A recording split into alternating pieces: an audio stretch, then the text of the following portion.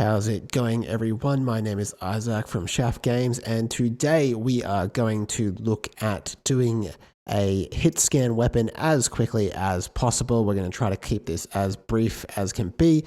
If you are interested in learning more about creating a Hitscan weapon, I've got a full tutorial series on creating an FPS manager. I recently put out an episode on how to do Hitscan weapons with that, but there's a lot of context, so you need to follow it. And I thought it would be good to put out a shorter video that sort of took you through how to do this if you're just looking to quickly learn how to use the physics ray query parameter function and make a Hitscan weapon. You don't want to mess around with the resources, animations, and learning how to swap weapons and all that kind of stuff. You just need to know how to do physics ray query parameter Hitscan weapon. This is a tutorial for you. Not a lot of dependencies here. I've got a kinematic body with the camera movement. Also got a full tutorial on that if you're looking to learn how to do that. Other than that, we've got some terrain that's labeled as terrain. It's just a green square. And we've also got another static body here labeled as enemy that we are going to use as our target. Other than that, let's get into creating this Hitscan weapon. The Hitscan can really be on any 3D node. As long as it's extending spatial, you will be able to do a raycast from it.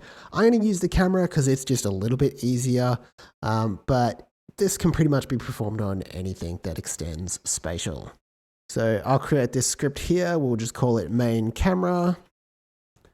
And I'll delete everything that is on this script and we'll start fresh. I'm going to create a variable here called ray range. I'm going to set that to 2000. This is going to be the range of the raycast. The next thing we need to make sure that we've got in our function is the input function. So I'm going to type func underscore input, and that'll automatically fill with the event variable there being passed in. This is a built-in function inside of Godot, and you will need to have a input set up. So I'll come up to project settings. I'll click project settings. Just come over to where it says input map.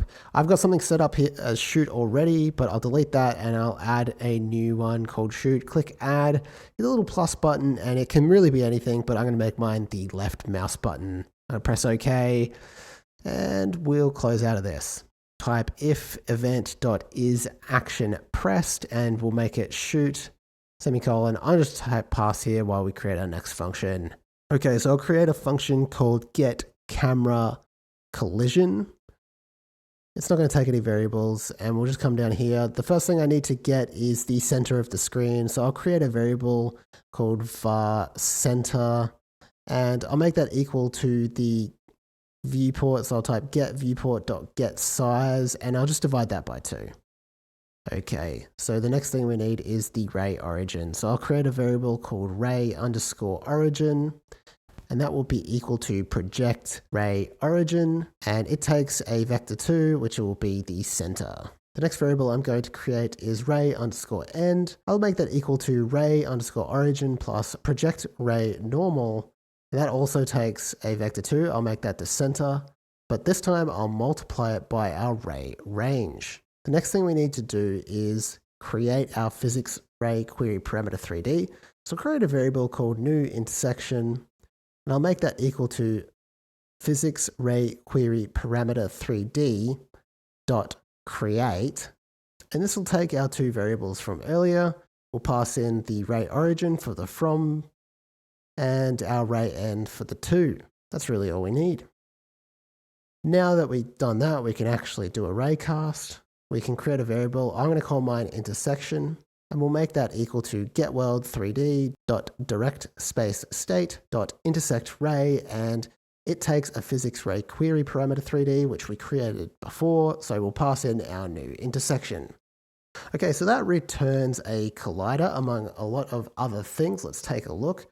We're going to get a collider ID, normal, position, RID, and shape. You can do a lot with this function. Right now, we're just interested in the collider and being able to tell what object we're hitting. We'll come back over to the script and I'll type if not intersection.isEmpty.